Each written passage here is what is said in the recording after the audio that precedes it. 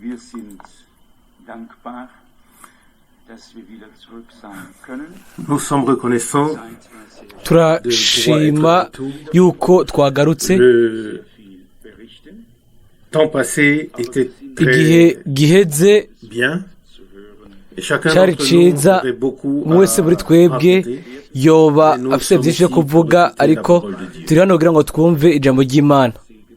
Nous devrons toutefois mentionner certaines choses dutegereza kuvuga car elles ibintu ont bimwe été bimwe une kuko bénédiction pour nous. byatubereye umugisha. Ce qui m'a personnellement beaucoup impressionné, Ico et pas seulement cyanangaje cyane mais jewe si ibyo gusa, ce que j'espère ariko icyo sera une nizigira empreinte yuko durable en ari moi. ikintu kizongumamwo kizosigaramwo La ni confiance sans icyizere limite kidafise de ce aho peuple. kigarukira c'ubwo bwoko mu Mana. Das kann man so hier gar nicht begreifen. Ici, on ne peut pas vraiment le comprendre. Hano ntidushobora kubitahura. Ganz leger, sagt uns der Bruder. Le frère nous dit tout Mwene simplement, data yatubwiye gusa ngo pourquoi devrions-nous avoir peur? kubera iki twogira ubwoba. Dieu Verheißen. nous a promis ce pays. Imana yadusezeranije ico Il nous a gihugu, ramenés. yaratugarukanye, Nous sommes ici turi hano et Sorgt für il prend soin de nous. kandi iratwitwararika. uns. Sind wir wirklich dankbar. Nous sommes vraiment reconnaissants au Seigneur Turashimira mu by'ukuri umwami de nous avoir permis ko yatwemereye ou d'avoir établi la connexion avec cet homme cyane ko yaduhaye kumenyana n'uwo mugabo, et que nous ayons kandi pas seulement vu le pays, mais que tukaba nous ayons aussi tutabonye vu un homme igihugu gusa, qui vit dans le pays, tukabona n'umugabo aba muri ico gihugu, umugabo dans le cœur, uwo dans le mu cœur mutima, uwo umutima wiwe contient beaucoup de choses harimwo qui se passent. ibintu byinshi bibamwo, ariko abo bantu ntibarashobora kwizera. Isaha yabo izoza, kandi igihe izoza Sera d'un seul coup, d'un seul bizobera cas, rimwe, ainsi kuko que cela est uko écrit niko dans le prophète. byanditswe mu muhanuzi ngo mu munsi umwe Tout le pays ins Dasein gerufen. est né, Igihugu en une heure, une kiravutse, nation a été appelée à mu l'existence. isaha imwe igihugu kiragoye kubaho. muri Yesaya mirongo itandatu na gatandatu umurongo w'umunani turabizi yuko Imana yafise umugambi. Amahirwe akomeye ayo Imana yaduhaye ni uko ntidushaka kwe tubwe guhindukiriza abo bantu. ntidushaka kugira umuyuda ngo tumuhindure umukristo, canke ngo umukristo ngo tumuhindure umuyuda. byose biri muri gahunda y'Imana, byose bifise aho bigana mu buryo bw'Imana. mubare kuba mvuze ayo bidafise ikibanza hano, ariko kumbure mu biganiro niho bifise ikibanza. ntitugomba kugira ba mishmash, ntidushaka kugira ikivange kugira ngo dusubiremo amajambo nk'uko ibivuga. hamwe n'Imana ibintu byose biri ni by'inkomoko. umuyuda aba ari umuyuda mu nkomoko yiwe. ishengero naryo rikwiye kuba ari iry'inkomoko, ari ikiremwa c'Imana. Imana kandi ikintu cyose gihuje nk'uko kimeze kiba gisa n'urubuto neza ko rwabibwe. nshaka kuvuga ko kuri jewe ngo rugendo rwabaye urugendo rw'umugisha, yego rwuzuye, kandi nta nkeka twarabonye ko no mu ngendo izindi nyinshi hari byinshi byari bishasha kuri jewe. mbere nanje naranezerewe hamwe namwe mwese. ikintu ciza mu gihugu c'Abisirayeli, yego nuko ndizera yuko umwe muri bene data yarabivuze, iciza nuko buri musozi wose warapfuye ariko ni na muzima. ivyo bisigura yuko umusozi wa Siyoni nta buzima ufise, ariko igihe tubona ibintu byawubereyeko, aho rero byose bisubirana ubuzima imbere yacu. buri ruzi Yorodani canke ikiyaga c'Tiberiyasi, ibintu byose tubona birapfuye muri uwo mwanya biba bipfuye ariko bisubirana ubuzima igihe tuzi aho hari icyo Imana yahakoreye aho yari yishuye aho hari umusozi wo guhindurirwako hari umusozi Moriya hari umusozi Siyoni ibisagara byose bitandukanye imisozi n'inzuzi byose bigisubirana ubuzima kandi bikaba igifatika cy'ukuri cy'Imana kikagaragara imbere y'amaso yacu nta muhakanamana n'umwe yoshobora guhakana kuba umusozi Moriya uhari cyangwa umusozi Siyoni ngo nturi ngaho cyangwa ngo akavuga ko umusozi wa Erayoni uvuga gusa muri Zekariya 14 gusa oya uwo musozi uri ngaho nyene ibyo bintu byose biri ngaho nyene ibifatika by'Imana ibyo utizera wese ategerezwa kubaha Imana yaziganije ibyibutso ano kwisi yararetse ayo makanda Il a parlé, biciye mubo yavugishije biciye mubo yakoreramo dans le jardin mwitongo où se trouve le tombeau imva près du lieu des crânes se hafi y'umusozi w'agahanga naho byatubereye umugisha bifise icyo bisigura bikomeye kuri twebwe ariko nubwo biri uko amaso yacu mu buryo bimwemo abandanya kuraba hakurya y'ibyo bintu byose turabisha amaso yano ku isi amaso yacu y'imwemo araba uriya ari byose muri bose wasohoje ugucungurwa twaratahuye icyo umuhanuzi Amosi yashaka kuvuga ntimurondere Gilgali ntimumanuke i Beteli ariko nimurondere Uhoraho kandi muzobaho muri Amosi 5:5 twabonye igihugu ariko twarondeye Imana yiyeshuye icyo ni ikintu cy'igitangaza kuba dushobora kubona itandukaniro tugashobora kuba turi abantu bataborewe dufashijwe n'Imana nk'uko twabyumvise kandi kuri jewe kuko nabivuze aheza akanya wari umugisha ubu rero turaje kuri aka gace nimba ku bigaragara bya hano ku isi bibonekana imbere y'amaso yacu niyo mba bitwibutsa ibintu byose Imana yakoze haba mu gihe cya Mose haba mu gihe cya Aburahamu Isaka cyangwa cya Yakobo haba mu gihe cya Eliya ou à n'importe quelle autre époque. Tout cela est visible. Ibyo byose biragaragara imbere y'amaso yacu kandi bitwibutsa yuko ni Imana yakoze ibyo. Hanyuma haraza aka gace ngo Imana yamye ifise abantu abo yashobora kuvugiramo kandi abo yashobora gukoreramo. Et la chose la plus importante qui m'est apparue ces derniers jours, c'est que même la terre promise ne serait pas ce qu'elle est si le peuple de Dieu n'était pas et ne s'était pas mis au travail. Oui. Il y avait des milliers d'autres qui étaient là. C'était désert et vide. Le peuple de Dieu est revenu. Ils se sont mis au travail. Et ça doit être dit. Ainsi, il ne s'agit pas seulement de la terre promise, puis de rester les bras croisés, mais il s'agit de revenir et de se mettre au travail. Ce fut pour moi une très grande prédication. Nous, en tant qu'Église du Seigneur qui est revenue et qui a été introduite dans les promesses de Dieu en ces derniers jours, nous ne devons pas ntidukwiye kuguma tubumbashe amaboko ngo hanyuma ngo tuvuge ngo Imana izokora byose. Imana yamaze gukora byose.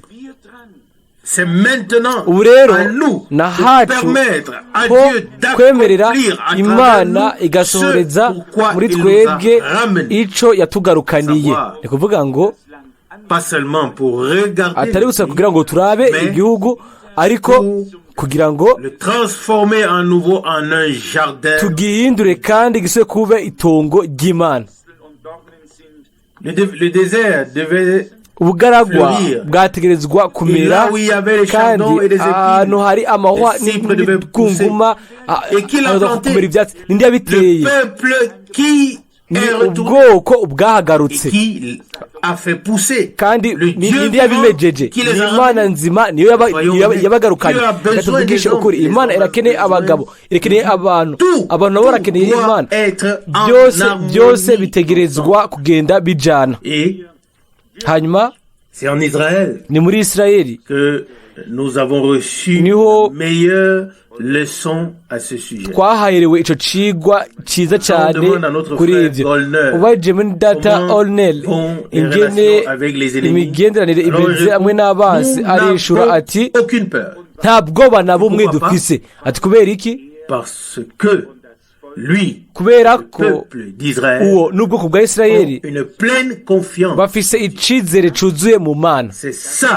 Le secret. Iryo ni ryo banga. Imaginez-vous un instant que le peuple d'Israël yuko ubwoko bw'Abisirayeli avait eu peur pendant toutes les 5 guerres. Ko bwagize ubwoba muri ntambara zitanu zose zabaye. Dogenze gute? Bo baraneshejwe, ariko bari mu gihugu c'isezerano. Ils ont du courage parce qu'ils y sont. Bafise en Égypte ou en Irak. Yo bari muri Egiputa cyangwa muri Iraki bogize ubwoba, ariko kubera yuko bari ngaho aho Imana yashaka ko baba, ils sont pleins de confiance. Buzuye icizere. C'est ce que nous avons entendu. Nivyo twumvise mu ijambo ryatanguje. Je me suis dit en moi-même. Naribwiye muri jewe, ou bien peut-être l'esprit de Dieu me l'a mis à cœur. Cyangwa mu Imana yabishyize kuri jewe, yabishyize mu mutima. Oui. Ego. J'ai pris la décision de faire confiance au Seigneur. Nafashe ingingo yo kugira icizere umwami. Et j'ai pris la décision de plus lui faire confiance. Nafashe ingingo yo kumugira icizere gushika hano. Toutes ces choses. Ibyo bintu byose kuri jewe bwari ubutumwa qui m'ont profondément touché. Bwankoze ko bikomeye. Je ne peux le dire à personne. Nta muntu umwe ushaka kubibwira. Même si le combat n'est peut-être pas encore tout à fait terminé. Nubwo intambara itarahera, ariko il nous a dit avec une grande satisfaction twabwiwe mu buryo duhagijwe yuko ngo nta ndege nimwe mu basi igeze iguruka mu kirere cacu. Imbere yuko iguruka bari bamaze kuyituritsa.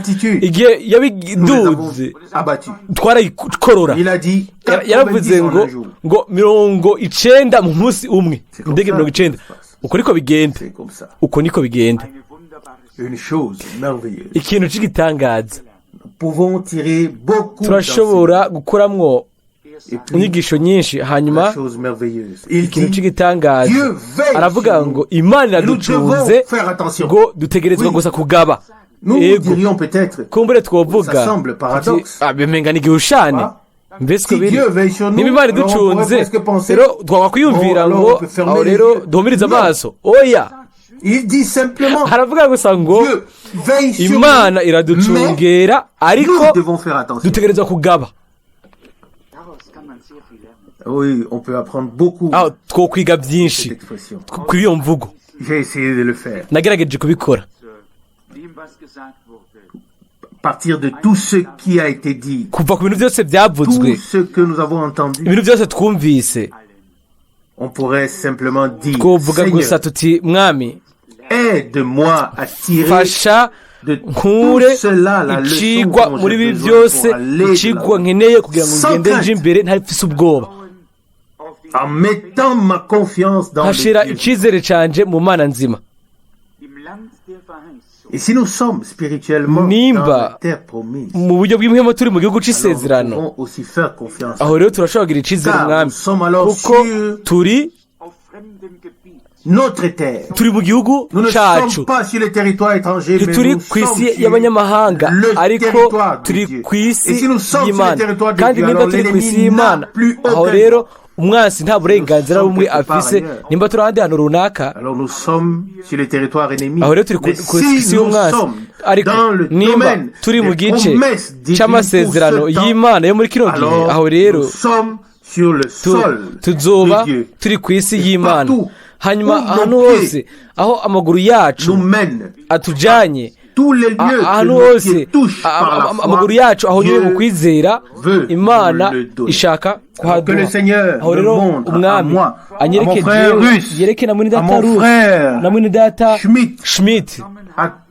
tous na en bose tant que frères. nka bene data Le Seigneur nous montre que umwami nous avons pris atwereke une responsabilité yuko devant le Dieu. twafashe Et nous ne ibyo sommes plus dushinzwe imbere disposés à y'imana regarder nzima l'ennemi agir kandi à sa guise. ntitugomba Mais guhagarara nous ngo turabona voulons umwasi mettre akora à uko la yishakiye disposition de Dieu ariko turashaka kuja ku ruhande toute rw'imana simplicité mu guca et bugufi humilité, kose no mu mais koroha avec kose une confiance ariko dufite totale icyizere cuzuye dans nos mu cœurs mitima et yacu voir hanyuma quelle victoire tukabona intsinzi peut nous accorder. iyo imana ishobora kuduha N'avons-nous pas assez entendu parler de la mbega foi, de ntitwumvise la bihagije havuga ukwizera n'icyizere N'a-t-on pas chanté mbega encore et ntitwaririmbye encore tugasubira dans les réunions de Frère tukaririmba Branham, mu makono crois seulement, ya mwene data crois Branham ngo seulement. izere gusa izere gusa Qu'est-ce que la foi? ukwizera ni iki La foi est une conviction ukwizera no kumenya de ce que Dieu a promis, kwemezwa kw'iby'imana de ce yasezeranye qu'on ne peut pas encore voir. ibyo dushobora kubona n'amaso yacu ariko Assurance, bukaba ari ubushizi bw'amanga tubyemezwa imbere mu mutima bishingiye mu ijambo ry'imana imana yarabivuze ni ukuri uko niko bimeze kandi nta kundi kuntu byogenda aho rero nimba dufise ukwiyumvira nk'uko muri twebwe nimba tugirira icyizere umwami aho rero abafilisitiya hamwe n'abasi bose badutoza gusubira inyuma nk'uko muri data rusi yabivuze twanabonye aho hantu ku rubuga rw'intambara uyu munsi nageze aho ushobora kuvuga tuti mana yanjye ndagushimira kuko ibintu byose byabaye guhera ibihe bitanguye kubaho ariko mwami kubera yuko uri wa wundi nyene uyu munsi kora ikintu gihishura ukubano kwawe de pouvoir entendre ou lire ce que Dieu a fait. mbega ni byiza kumva no guca gusoma ibyo Imana yakoze ariko ni byiza cyane birarushirije kugira umwimenyerezo iby'Imana ikora kandi ni ibyo nyene niho icyizere cyacu kija kandi niho ibyiza byacu biri umwami yeshurire ubwoko bwiwe mu buryo bugaragara bufatika bubwumvikana bubonekana kubw'ubuntu amen kandi turafise uburenganzira ko itwishurira turabona kandi twamaze kubivuga nk'ubwoko bw'abisirayeli bwatanguye gukora buragaruka nk'uko amasezerano cyangwa amasezerano y'imana uko ari imana irareka bagatera imbere gusumba ayandi mahanga yose kubera yuko iri kumwe nabo umwami mbega ntiyategerezwa kuba ashoboye gukora kandi ibintu bihambaye bikomeye hamwe n'ishengero hamwe n'umugwi wacunguwe wo mu mahanga mbega umutima wiwe ntubiragirira abo yapfiriye abo yameneye amaraso abo yatangiye ubugingo nta nkeka ariko dutegerezwa gufata icigwa c'umwimenyerezo twagize hariya icyizere mu mana iyatugarukanye icyizere kidafise icyo gisaba yuko imana igumya ijambo ryayo kandi ko izigama abemeye ijambo ryayo Et c'est à travers eux kandi biciye kuri bo qu'il l'accomplira. niho irisohoza. Là-bas dans la terre promise, hariya mu gihugu cy'isezerano ici et dans le monde na hano entier, no mu isi yose, parmi ceux qui ont hagati mu bantu abemeye ukwizera mu kwizera isezerano ryo mu gihe cyacu, icyo dukeneye gusa urukundo rw'Imana rw'Imana rutubohanya n'Imana kandi rukatubohanya bamwe ku bandi, ubufatanye bukomeye budashobora gusangangurwa. Igihe tuzoba nk'ishengero ry'umwami duhuje umutima n'inama, turi nk'umutima umwe n'ubugingo bumwe, Imana nta kindi izokora kiretse kwemeza ijambo ryayo. Ariko igihe cyose tugenda ibubamfu n'iburyo, hanyuma tukaba dufise ibintu dutegerezwa gushyira ku murongo hagati yacu uko turi muri twebwe hagati yacu, tuzoba turi muri gahunda y'Imana ngo dushobore gukoreshwa nayo, duhezagirwe nayo. Ariko guhera aho tugiriye icizere Imana yacu kandi aho twihebera Imana, rimwe rimwe tuba twumva umenga hari ibintu bituraba, tukaba tuvuga ibintu tutazi neza, tutabona neza uko biri, uko tugaca turema icuka kitari ciza hagati mu bwoko bw'Imana. Imana igumya ijambo ryayo kandi ntiyizigirwa ku bwoko bwayo. Reka tube abantu bameze neza batomoye, hanyuma tugire icizere umwami, hanyuma turabe ibizoba. Imana nta kundi kuntu bigenza kiretse kugumya ijambo ryayo, kuba abizigirwa ku byo ivuga. Amaso yanjye yaguye muri Yesaya 44 guhera ku murongo wa 41, nshaka gusoma imirongo mike muri Yesaya 44 umurongo wa 41. Jacob et toi Israël, car tu es mon serviteur. Je t'ai formé pour être mon serviteur. Ubuke ibyo yewe Yakobo, yewe Isirayeli, kuko umusabye wanje. Ni jewe nakubumbye umusabye wanje, yewe Isirayeli sinzokwibagira. Murongo wa 22. Neyuye ibicumuro byawe nk'igicu gitwaye intunda, n'ibyaha byawe nk'igicu, n'ibyaha byawe nk'igicu. Garuka kuri jewe kuko nagucunguye. Murongo wa 23. Muririmbe mw'amajuru kuko Uhoraho abikoze, wabwina bw'isi usemerere. Nimuturike muririmbe mwa misozi mwe, nawe kibira n'igiti cyose kirimwo, kuko Uhoraho yacunguye Yakobo kandi azokwihesha icubahiro muri Isirayeli. Imana yatanze amasezerano y'igiciro cyane, igihe asohoreje cyangwa igihe azosoreza, ijuru rizonezerwa kuko ni ku mwami yabisezeranije. Harashobora guca umwanya muremure hagati y'isezerano no gusoza kwaryo, ariko igihe Imana itanguye gukora ibyo yasezeranije, aho rero amajuru ategerezwa kunezerwa kuko umwami arabisohoza. Et nous vivons aussi dans un temps où Dieu accomplit. Tubaye mu gihe aho Imana yasezeranije ibyo yasohoje ibyo yasezeranije. Murongo wa 23. Mw'amajuru mwe muririmbe, ngo wabwinawe bw'isi usemerere. Murongo wa 24 hacavugwa ngo uko niko Uhoraho agize umucunguzi wawe, uwakubumbye uhereye ukiri mu nda, ati ni jewe Uhoraho ndema byose. Seul j'ai étendu les cieux, seul naguye ijuru ndumwe, étendu la terre, ngaranzura isi, hariho twari kumwe. Verset 25. Murongo wa 25.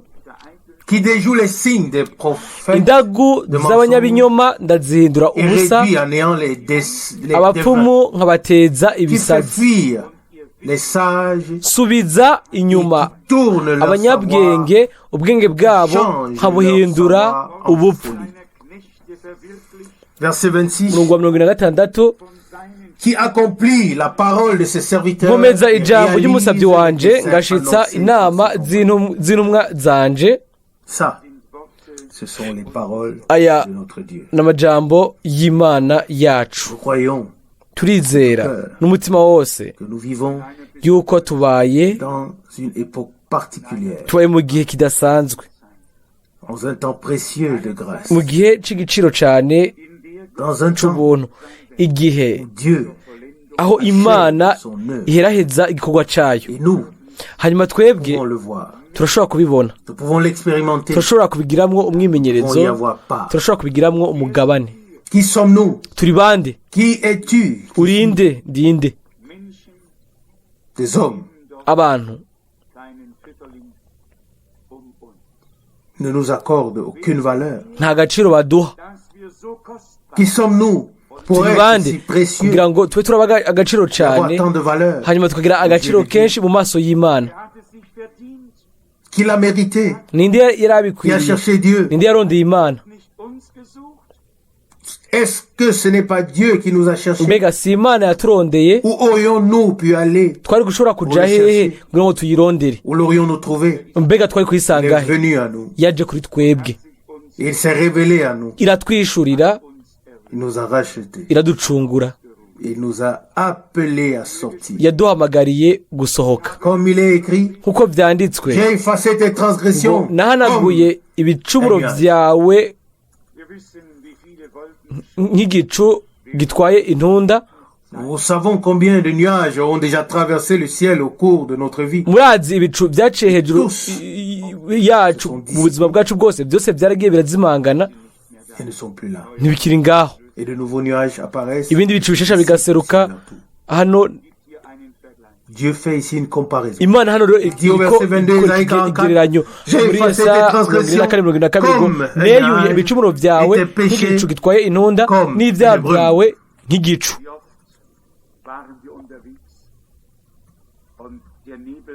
Combien de fois avons-nous été en chemin? Mbega ni kangahe twabaye mu nzira, hanyuma La nuée où la brume était si épaisse igicu c'intunda kikaba kiremereye cane ku buryo bw'uko gipfutse ku buryo tutabona ikintu na kimwe. et que dit la parole de Dieu? Mbega ijambo ry'Imana hano Effacer rivuze tes iki? péchés Ngo neyuye comme un nuage, nahanaguye ibicumuro vyawe comme une brume. nk'igicu gitwaye intunda. Où sont toutes les brumes qui étaient là? Intunda zose igicu Ils c'intunda se sont tous dissipés. Ils ne sont ibyari plus. bipfukire by'ibicu biri ngaho byagiye Où sont byarazimanganye tes ntibigihari. fautes? Où sont les miens? Mbega Tes amakosa péchés, yawe ari les hehe? Ayanje ari Tout hehe? s'est Ibyaha dissipé. byanje n'ibyo biri hehe? Comme Byose byakuweho la brume, bireyugwa comme les nuages. nk'ibicu Nous biravaho. voulons, Rero et nous voulons le croire. turashaka Au fond de notre kubyizera cœur, biva mu bwira bw'imitima yacu moins que rimwe nous ne burundu, soyons kiretse dans le brouillard. tubaye turi mu gipfungu, toujours que tuguma la mu brume minsi yose est twiyumvira autour de yuko Il y a igicu des gens c'intunda kidukikije. qui sont Hariho dans cet abantu état. bari muri iyo mero Ils ne comprennent pas ce que Dieu a fait. badatahura ivyo Imana Voyons yakoze. donc ce que Nimwizere dit la rero parole ico de ijambo Dieu. ry'Imana rivuga, Ce que dit le Seigneur. ico umwami avuga. Il dit j'ai, Aravuga ngo pas je vais. atari J'ai nzo effacé tes ngo transgressions neyuye comme ibicumuro un nuage byawe nk'igicu et tes gitwaye péchés comme une nuée. gitwaye intunda n'ibyaha byawe nk'igicu. Puis, les Hanyuma gens sont effectivement abantu comme dans le brouillard. bakaba bameze nk'abari mu gipfungu, Et tout ce dont ils parlent, c'est le brouillard. ibintu byose bavuga kikaba ari Et lorsque igipfungu. nous avons expérimenté la percée du soleil, Igihe twabona izuba rirasa, avec certitude, twamenye dushize ubw'amanga yuko igipfungu doit se dissiper. gitegerezwa Le kuvaho soleil kuguruka. chasse le brouillard. Izuba et ryirukana le ciel igipfungu, devient clair et ijuru lumineux rikaba au-dessus de nous. risa Et neza cela s'est produit par la ryaka grâce hejuru de yacu, Dieu, kandi par la ibyo biba croix de Golgotha. biciye ku buntu bw'Imana, Mais biciye ku musaraba wa le Golgotha. soleil Ariko ubwa mbere doit izuba arriver ritegerezwa kudushikako. Si cela ne se produit pas, Ivyo bitabaye, alors aho rero nous sommes alors dans cet état de brouillard. tuba turi muri iyo mero Mais y'igipfungu. avec l'aide de Dieu, Ariko dufashijwe n'Imana nous pouvons reconnaître turashobora que Dieu a kumenya parlé, yuko Imana yavuze, a accompli yuko ce qu'il Imana a dit. yasohoje ibyo yavuze. Qui s'étonnera alors ninde rero yotangazwa qu'il soit écrit ko handitswe Cieux, ngo réjouissez-vous, juru car nk'amajuru le Seigneur l'a muririmbe accompli. kuko horaho Profondeur abikoze de la terre, wabwira retentissez bw'isi we l'allégresse. usemerere montagne, mw'amisozi éclatez en imwe cris de joie. muturike muririmbe ni umurongo wa 43 muri Yesaya 44 ngo kuko horaho yaciye ubwoko bwiwe kandi abapfumu bose abakubaganyi bose abasobanura ibimenyetso des circonstances, byose babihuza n'ibintu biriko birashika reka ndababwire mu buryo butomoye ukwizera ntikuvana n'ibintu ducamo ukwizera kuba kuziritse mu ijambo ry'Imana. il y a beaucoup de hariho superstitions ubuzimu bwinshi buba mu bizera bagafatanya ibintu na bijya bindi hamwe n'ibindi bintu bitandukanye. Il ne s'agit pas seulement de croire, ntibijanye no kwizera comme gusa le disaient parfois les vieillards, que si les chats traversent la route de droite à gauche, alors telle chose arrivera, et si traversent de gauche à droite, alors telle autre chose arrivera. Il ne s'agit pas de cela. oya ntibijanye Tout ce n'ibyo qui n'est pas cru, ibintu byose fait ou dit bidavuzwe conformément à la parole de Dieu bidakora n'est pas lié byuje n'ijambo à la ry'Imana foi, mais bifatanye à no kwizera l'incrédulité ariko et bifatanye no avec la kutizera superstition. kandi bifatanye Dieu n'ubuzimuzimu. veut que nous Imana le croyions. ishaka ariko tubyizera. J'espère que nous le comprenons. ndizera ko tubitahura Et alors, nous serons aidés. aho rero tuzoba dufashijwe. Verset 23. umurongo wa 43 Cieux, réjouissez-vous, car mw'amajuru Le Seigneur muririmbe kuko horaho abikoze. croire, comme l'Écriture l'a dit, kwizera nk'uko Croire ibyanditswe bivuga, comme il a été écrit kwizera nk'uko ici. nyine byanditswe hano, et Dieu kandi ne Imana peut pas faire autrement. nta kundi kuntu Il vyogenda, devra. izotegerezwa Et il kandi accomplira izosohoza ce qu'il a décidé de faire. ivyo yigeneye gukora. Verset 26. umurongo wa Qui 26 accomplit la ngo parole de ses serviteurs nkomeza ijambo et ry'umusabyi wanje réalise les desseins ngashitsa annoncés inama par z'intumwa ses zanje. envoyés. Dieu est un Dieu fidèle. Imana ni Imana yo Il ne permettra kwizigirwa, pas ntizokwemera ko qu'un seul de ses serviteurs n'umwe mu basabyi biwe bacocogwa kumbure mu kanya runaka, nous verrons ariko ku clairement iherezo tuzobona mu buryo Dieu mu butomoye ko avait Imana yari un chemin ifise avec nous. inzira hamwe natwe, et qu'il se glorifiera kandi yuko izokwishimagiza et confirmera sa parole. yemeza ijambo ryayo. Il ne devra à personne une réponse. nta n'umwe Son nom soit ifitiye loué inyishu, et glorifié. izina ryiwe rihimbazwe kandi rishimwe. Amen. Frères, Mendatarusi, je crois ndizigira ko nous avons tous de bonnes raisons d'adorer turafise le impamvu Seigneur pour zo sa parole guhimbaza précieuse Imana no et celle kwishima qu'il ku nous a ijambo laissée. ryayo ryera iryo yadusigiye. Et nous croyons de tout cœur turizera n'umutima wose que Dieu ko est Imana iri ku gikorwa et qu'il accomplira kandi ko parole qu'il a mise izosoza dans la bouche de ses ijambo serviteurs. iryo yashize mu kanwa k'abasabyi bayo. Et kandi j'étais étonné naratangaye car j'ai lu un peu plus loin que Frère Franck dans le mu même nyuma chapitre. muri kino gice nyine ico muri data Frank dit au verset yasomyemo 28 que Jérusalem soit rebâtie. akavuga ngo Yerusalemu asubire hubakwe. Et cette partie m'a beaucoup frappé. ako gace nako kankozeko cane Car kuko mes yeux amaso yanje et nos yeux à tous amaso qui yacu étaient twese là-bas abari hariya voient ou ont vu yabonye que canke la abona ko reconstruction ukubakwa est en cours. biriko biraba. Frères et sœurs, beza n'abashiki banje, les plus magnifiques maisons inzu sont nziza en train cane d'être construites là. ziriko zirubakwa hariya. Tous ceux qui étaient là l'ont vu, que ce soit les Arabes, les ibintu Juifs. byose yaba abarabu baba Les abayuda, bâtiments les plus beaux inzu sont en nziza train nziza d'être construits. ziriko zirubakwa. Et nous pourrons dire, turashobora cette kuvuga parole s'accomplit. n'iri jambo naryo rirasohoza, Elle ne peut pas manquer.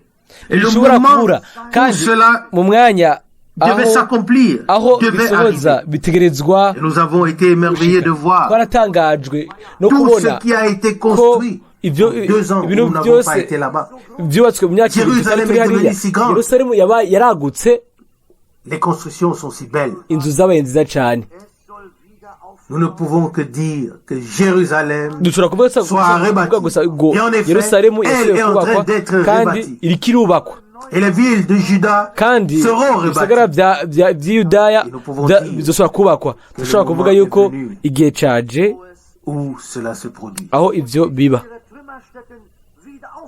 Et je relèverai leur ruine. ngo nzosubira Dans le verset 26. mpagurutse Nous pourrions dire, est-ce que Dieu les relève? mbega imana irashobora kubyubakwa Nous l'avons entendu.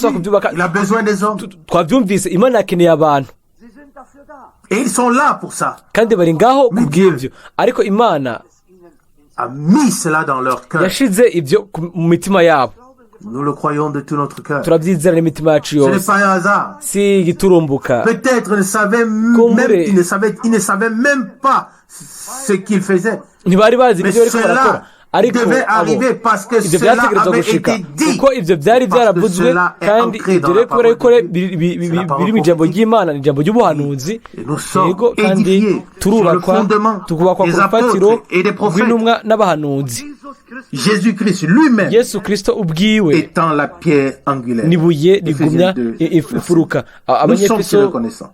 kabiri Et cela nous rend si heureux. mirongo ibiri Que nous pourrions turanezerwa pousser cyane des cris de joie. twoshobora kuvuza Et je pense gusebera que mu cela ne mpundu peut pas être autrement. tukavuga tuti nta Et nous devons nous réjouir. dutegerezwa Nous kunezerwa pouvons nous réjouir. dutegerezwa kunezerwa Non pas parce que nous avons vu Israël. atari kubera ko Mais twabonye parce que la isirayeli parole s'accomplit. ariko kubera yuko ijambo C'est rirasohoza la chose. kandi nico kintu Parce que la parole kubera yuko s'accomplit. ijambo risohoza Les paroles prononcées plusieurs amajambo centaines d'années à yavuzwe l'avance. imyaka Avant myinshi que imbere Christ ne imbere vienne. yuko kristo aza Cela a été ibyo prononcé. byaravuzwe Et nous voyons, ça kandi devait arriver. tubona ko byategerezwa gushika Verset 27, Isaïe umurongo wa 44. 27 muri yesaya Dit à la muette, 24 à la mer, ngo dessèche-toi. mbaya idamba ntikama Et je ferai sécher les fleuves. kandi nzokamya inzuzi Que zikujamo on a du mal à comprendre. ibyo Mais ni nous ibintu voyons bitugora que la mer se gutahura dessèche. ariko turabona ko ikiyaga cakamye C'est écrit ici. hano biranditse Frères et sœurs, bino turashika parfois nous banje passons rimwe rimwe sans y prêter attention, turaharengana pensant que cela n'a tutabyitondeye aucune signification. tukabona umenga ntaco Mais bisigura Dieu nous a ouvert ariko les yeux imana afin que nous yatwuguriye puissions voir amaso kugira ngo tubone que tout s'accomplit kuko ibintu dans byose le birasohoza naturel mu buryo comme dans busanzwe le spirituel. kuko bishika Frères mu et bintu sœurs, by'imwemu que devons-nous beza bashiki faire? banje mbega twokora iki Nous devons simplement rendre gloire à Dieu. dutegerezwa gusa guhimbaza imana tukayishimira Oui, ego il est dit ici de manière haravugwa hano mu buryo bw'itangaza umurongo wa 28 qui dit à Cyrus, ngo il est mon berger, vuga ibyakuro nti il umwungeri wanje accomplira toute azoshitsa ma volonté ibyo ngomba byose en ordonnant à Jérusalem avuga ibya qu'elle yerusalemu soit rebâtie. ni hazokubakwa Oui, une deuxième répétition dans ce cours. ego ni ibisubiwe Nous l'avons vu de nos murongo propres mugufi yeux. twabibonye n'amaso yacu Oui, c'est magnifique. ego ni Ne nous igitangaza réjouissons-nous pas mbega Nous ntitubinezerewe réjouissons avec eux. tunezererwa Parce que nous voyons nabo kuko turabona ko que tout doit se passer byose comme Dieu bitegerezwa kuba nk'uko imana veut. Pas comme ibishaka les hommes le veulent. atari uko abantu babishaka L'autre chose, c'est que ikindi kintu ni uko les hommes abantu s'irritent, barashavura qu'ils se fâchent. bo Les ennemis boraka sont mécontents. abansi Ils sont ntibaryohewe tout autour. bakikije Même dans notre pays, mbere no mu gihugu on cyacu s'énerve. On est contre les constructions. barashavura Contre tout cela, bagwanya izo personne ne peut nyubakwa l'empêcher. n'ibindi byose ariko nta muntu umwe ashobora kubibuza Mais ariko ils suivent leur chemin. bajyana inzira Peut-être ils yabo ne savent même pas pourquoi, mais birashoboka yuko ils ntibazi doivent impamvu suivre. ariko bategerezwa ce chemin parce kujyana que la iyo parole nzira s'accomplit. kubera yuko ijambo ritegerezwa gusohoza mbega ibyo si by'igitangaza ijambo ry'imana rirahambaye rirakomeye Pour toi et pour moi. kuri wewe no kuri jewe Nous qui l'avons vu, twebwe ababibonye nous voyons, kandi tubona ko nous pouvons dire qu'ils ne se portent pas bien, twoshobora kuvuga yuko mais ils se portent mieux que nous. batameze Nous neza pouvons cyane ariko dire bameze qu'ils neza ont une kudusumvya forte inflation et tout le reste. wovuga ko Oui, bafise c'est vrai. ukuntu amafaranga Parce que tout le monde ubutunzi là-bas butameze a neza son propre appartement. ariko Son nibyo appartement ariko hariya privé umuntu wese afise inzu yiwe iyo yigabiye yego Qui n'a pas besoin de travailler? Tout le monde a besoin ninde de adakeneye travailler. gukora Nous tous. twese dukeneye gukora twese qu'est-ce que c'est? ariko ni biki Dieu imana est béni. imana yarahezagiye Il ne récolte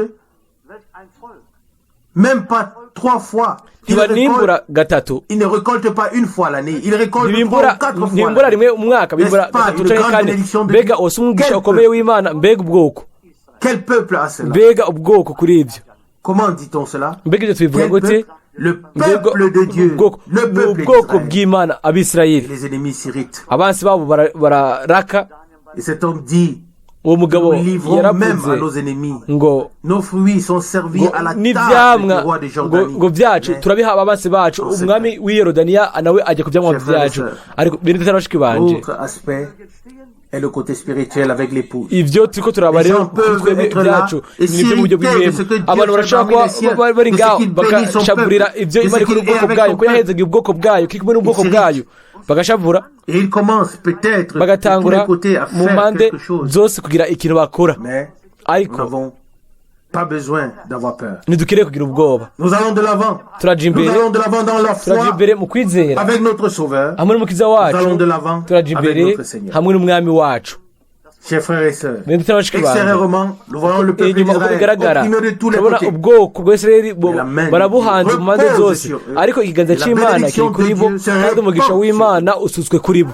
Et le monde entier kandi isi yose est peut-être en train de grincer les dents. Kumbere kirahe kinyamenyo n'a pas été retiré. Ariko ikiganza c'Imana nticabakuwe kiracaramvuye kuri bo kigumye kigwa kiramvuye.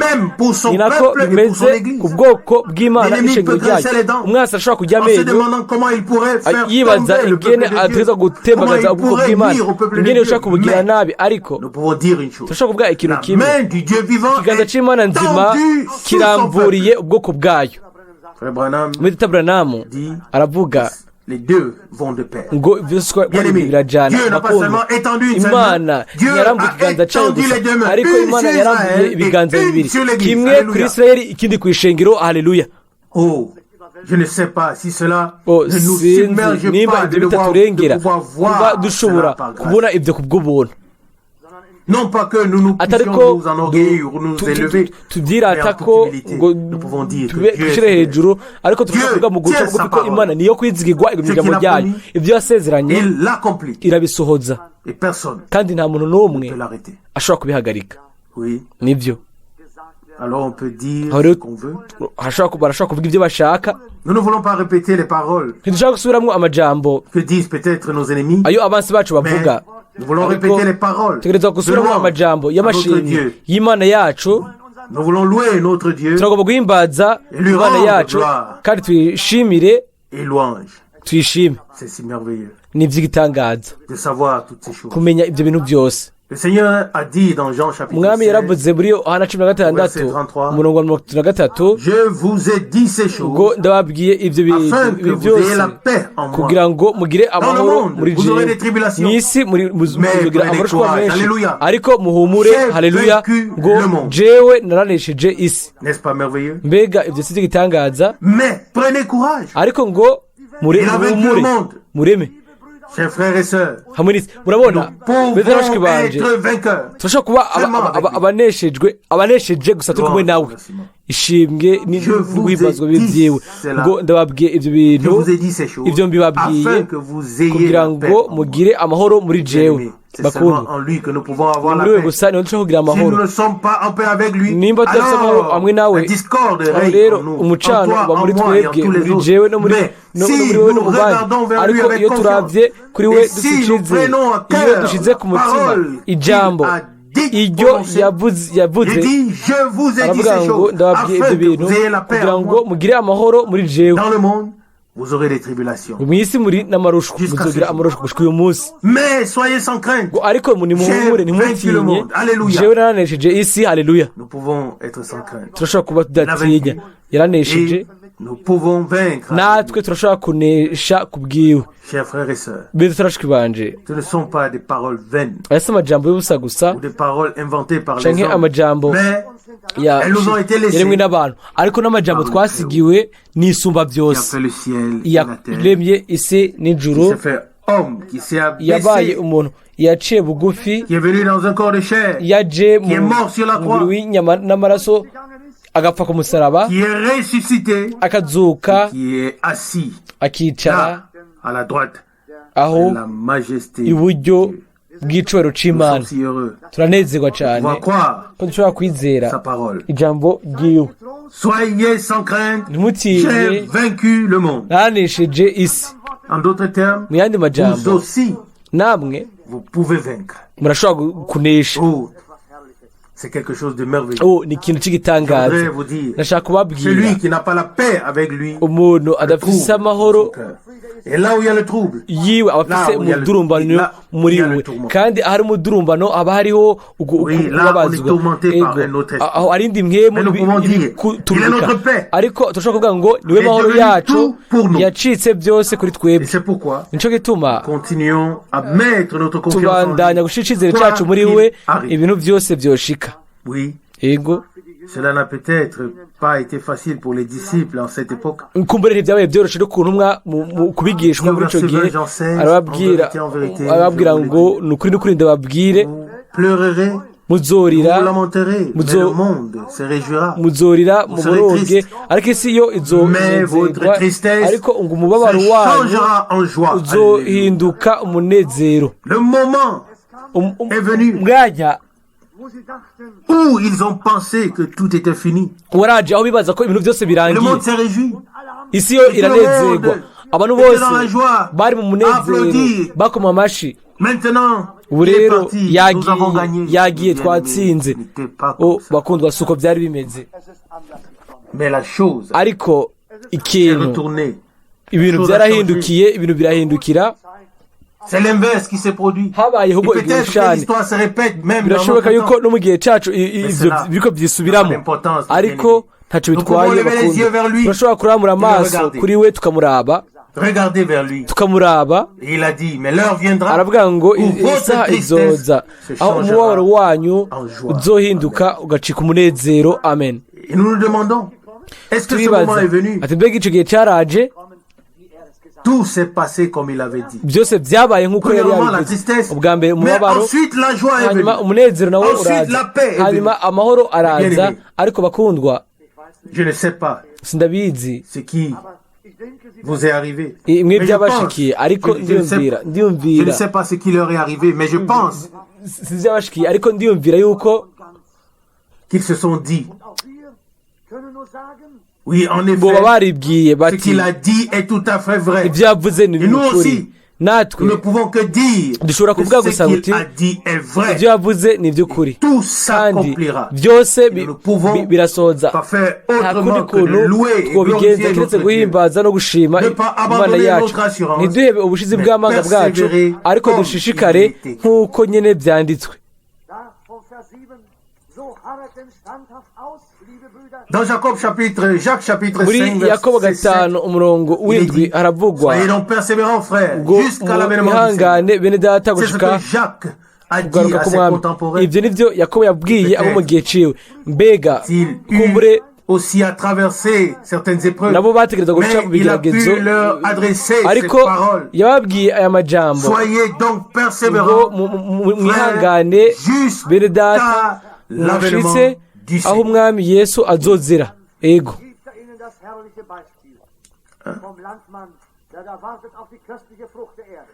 Et puis il leur donne le merveilleux exemple du laboureur qui attend le et qui prend patience jusqu'à ce qu'il ait reçu la pluie de la première saison. Vous aussi soyez patients et affermissez vos cœurs, le retour du Seigneur. Est-ce que le retour du Seigneur est proche? Si cet homme de Dieu a dit en son temps, que devons-nous dire? Bien-aimés, nous le voyons en regardant le peuple d'Israël. turabibona iyo twitegereje ubwoko bw'Abisirayeli, turabona tukabona umusukoni utoshe ufise abababi. Turabona ku ruhande rwacu naho turabona ishengero.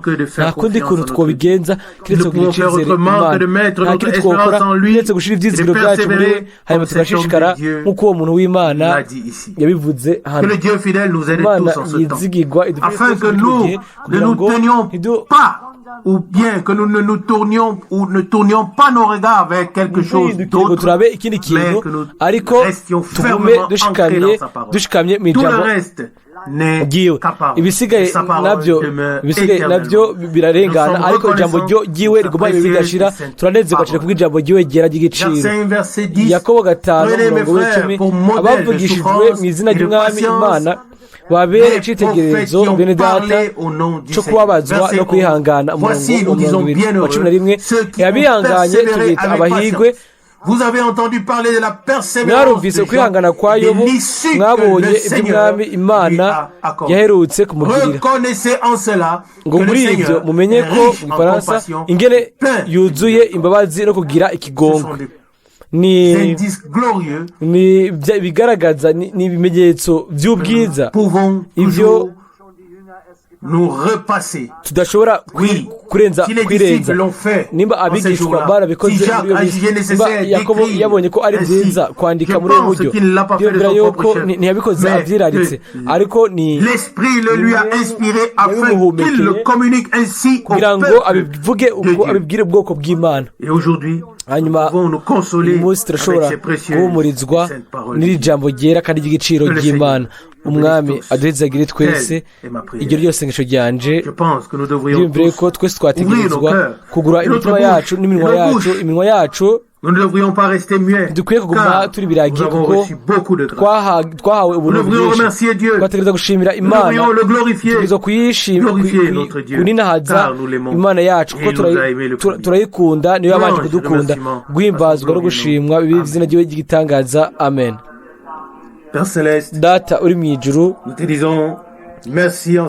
turakubwiye ngo urakoze turi hamwe muri kino gitondo. Turagushimira Mwami yuko amaso yacu adahumye ariko waduhaye umutima w'amaso yacu kandi ijambo ryawe ribanda kuri hambaye ry'inyabushobozi kuri twebwe. turabona ko ijambo ryawe Mwami risohoza mu bintu byose bishika. Izina ryawe nirihimbazwe Mwami. Yaba tutangiyeyo twoshoye kuvuga ariko twaragiyeyo kandi tubona Mwami ingene ijambo ryawe risohoza ingene byose bitabona kubakwa. Turivuga rero turanezerwa Mwami kubwo ibikorwa byawe by'ubushobozi ibyo wasohoje kandi n'ibyo usohoza uyu munsi. Ntiwahindutse, uri wa wundi uyu munsi ejo kandi uri wa wundi ibi bidashira. O Mwami turagushimira, turavuze ngo urakoze.